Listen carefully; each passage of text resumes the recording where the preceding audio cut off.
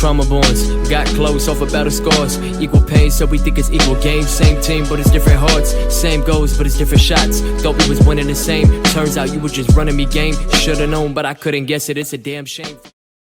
What's up, everybody? This is Hoop MCs with episode 1 coming to you live from Hassan and Nassim.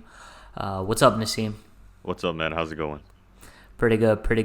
So since this is episode 1, let's go ahead and kind of give the audience an introduction, kind of like a flavor of what our style is going to be like. So go ahead and take it over. I got you. So pretty much we just talk about any rumors or any big news about the NBA or small news, whatever. Just depends how the week is going. But I'm more of a I say what I see kind of guy. Hassan kind of dives into the stats and analytics a little more than me. So yeah, for sure. But I also love the storytelling narrative part of it. I feel like that's just part of sports. So So let's go ahead and jump into it, man. I think the big news around the NBA is it happened yesterday. Russell Westbrook. Yeah. You and I, both Rockets fans, so I feel like this episode's probably going to hit home for us. So give me your reaction in terms of what kind of like transpired over the last 24 hours. Yeah. If I shed a tear, I'm sorry. But I was pretty upset, honestly. I'm trying to get myself to accept the fact that he's not going to be with us next season, most likely. But it sucks because, I mean, we gave away Chris Paul, Clint Capella, all our future draft picks to kind of hope this works. And we, like, committed to a small ball that's not going to be there anymore. Yo, I just, for some reason in my head, I was just, like, picturing myself doing it, like, while you were talking just to throw you off. No, sorry, I cut you off. But oh man, I don't know why I went that direction. But yeah, dude, that trade is just messed up on so many parts, dude. The one with Chris Paul, as you said, 2 first-round picks, 2 first-round swaps. That pretty much kills any sort of chance of us flipping him and getting another star in return. What did you think about like the trade packages that surfaced in terms of, I don't know if they were legit or they were just like put together by fans, but I'm not a big fan of them. Nope. Yeah, I'm not a fan either. I refuse to go back and trade for the homeless man Patrick Beverley and the guy who eats boneless wings outside of a club, Lou Williams. So and that was the only decent offer. The Blake Griffin one was but yeah, I don't know, man. Like Patrick Beverley doesn't have a meniscus anymore in either knee.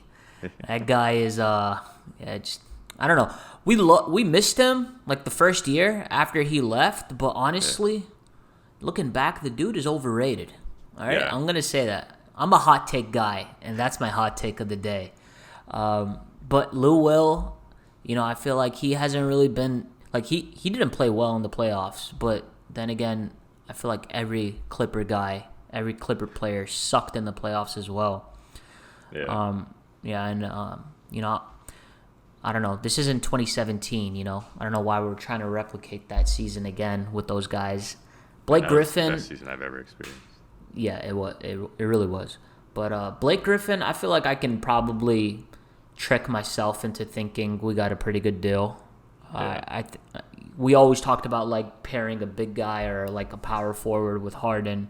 We never actually got to see that in terms of like superstar. I don't know if you would call Blake Griffin a superstar anymore, but I feel like he'd have an all-star season if he was in Houston with Harden. Yeah, I agree. I think he would definitely have a better tenure than Dwight Howard did with us. I mean, it just seemed like after the first season, Dwight checked out. So I don't know. Much remains to be seen. Obviously, the season is starting in about a month or so. Free agency is right around the corner. So it's going to be exciting in terms of what they're going to do with Russell Westbrook. What did you think about his comments in terms of with the Athletic report? He said that he was unhappy about the culture and the lack of accountability.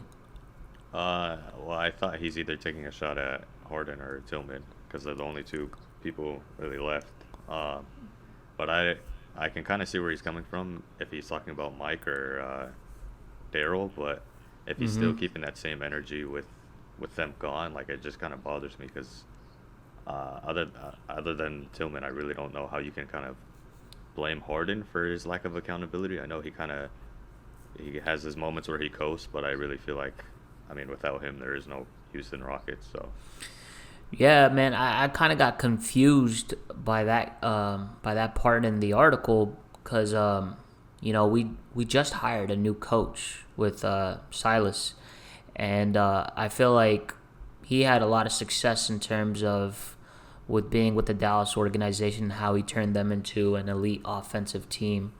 So that kind of threw me off in terms of his comments. I think he was taking a shot at maybe in the past there was a lack of accountability, and he probably feels like with Harden, they're probably going to cater to Harden moving forward. And so he obviously hinted that he explicitly said, I guess, or indirectly, that he wanted the floor general role. So in terms, if he wants that role, he's going to have to go to a crappy team. So yeah.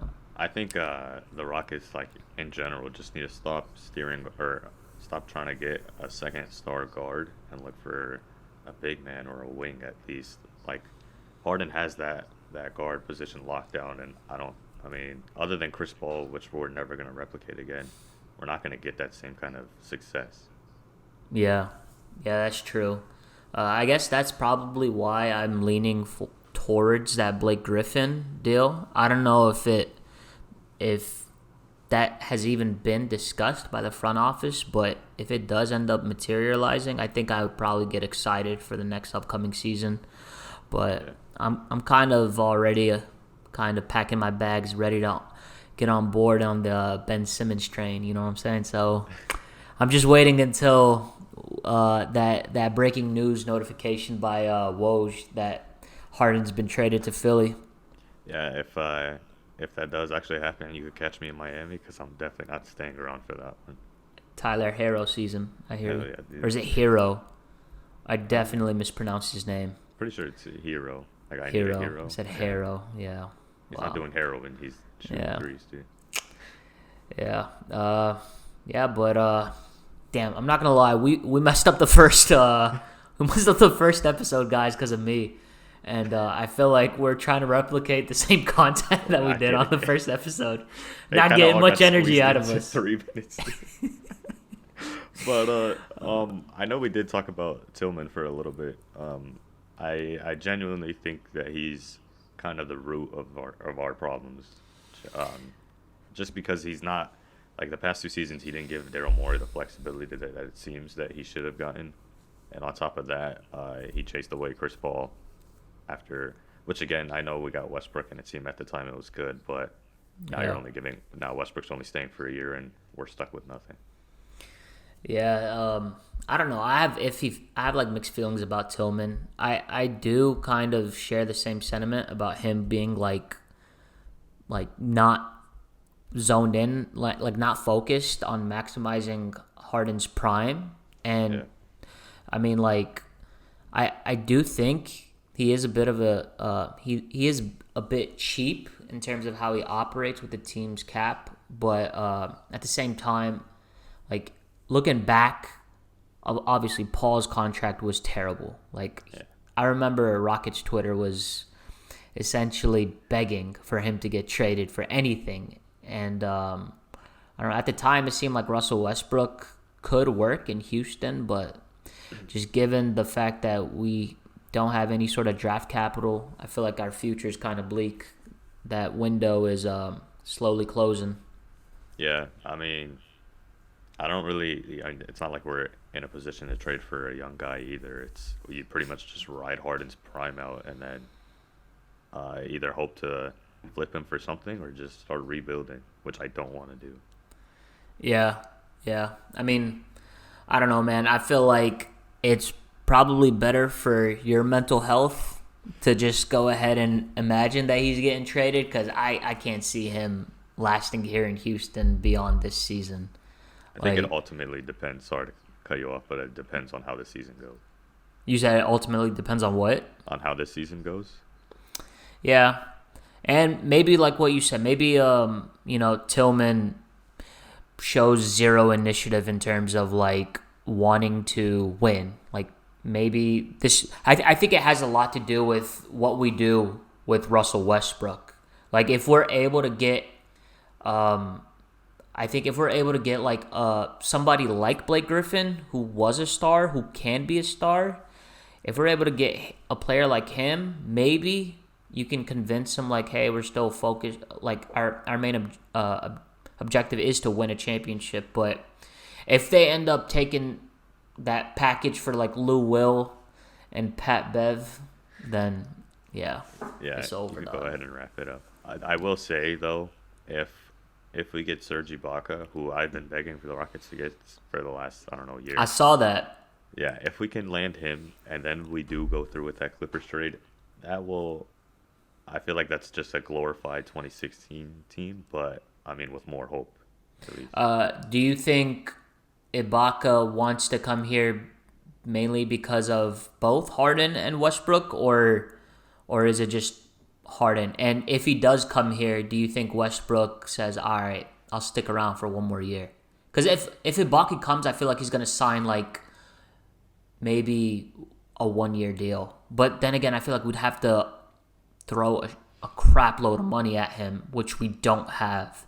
So I don't know how that's going to work out. But what do you think? Like, do you think he's coming here because of Harden and Westbrook, or just Harden? Well, I mean, the report came out, I think, before the Westbrook news. So I think he's like, if he were to come, it would be because of both of them, not just Harden. Yeah. And I think if we did end up landing him before Westbrook leaves, maybe Westbrook would give it another shot. But I don't know if Westbrook wants to do the whole friendship test thing again. Like, what do you mean? Like running another season just because his friend is there, Like, that's kind of what happened this year with Harden. Like, I mean, it worked out because they were best buds and they came to Houston. They wanted to ball together. But I'm sure he knows it's not as easy to ball with your best friend than what it seemed like. Yeah, that... Oh, God. I'm sitting here burping. yeah. But, no, yeah, I see what you mean there. But, I don't know, man. Having Ibaka would be, like, that would be pretty nice. I feel like that would solve a lot of, like, those issues that we had last season in terms of a lack of a big man.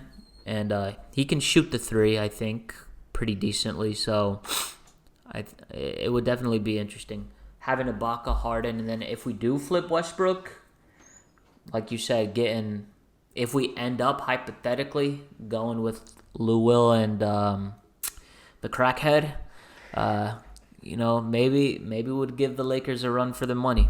Never know. Yeah, I think a lineup with Harden, Covington, Ibaka, and then just anybody but Eric Gordon in the starting lineup is a pretty good lineup, honestly. I feel bad for Eric Gordon. That guy I don't feel bad for him. But maybe D'Antoni just screwed him over. Like, did anybody ever think of that? Okay, well, maybe, but like once you dribble the ball off your foot 20 times while driving in, I don't blame the coach anymore. You can't coach dribbling when the guy's 32 years old. Yeah, I guess that's true. He's 32? I just put a number off the top of my head. Well, it sounds pretty accurate. Yeah. But yeah, I feel like D'Antoni screwed over. That's the thing with that article. I don't know if you read it, but I pay for Athletic. It's $1. Oh, but it's too much. No, but it said that like a lot of role players were pissed off about like their roles. Like apparently, did you know that Danwell House got into it like earlier this season with D'Antoni?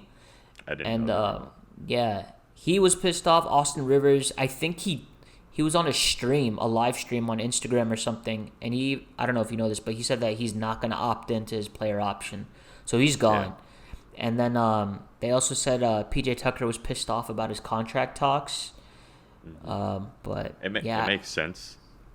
It's hard to cut you off again, but it makes sense for the role players to be mad. The system is literally built for Harden and Westbrook. Harden, yeah. Yeah. But we'll see, man. We will see. So we're coming up on the end of this episode. So we want to thank you guys for listening in and tuning in. We promise we're going to bring a lot of creative stuff to this channel. We want to get there eventually, so stay tuned. We'll link put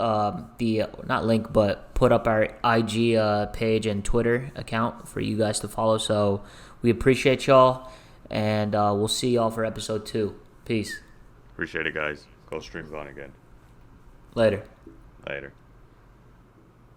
Trauma bonds, got close off of battle scars. Equal pain, so we think it's equal games. Same team, but it's different hearts. Same goals, but it's different shots. Thought we was winning the same. Turns out you were just running me game. Should've known, but I couldn't guess it. It's a damn shame.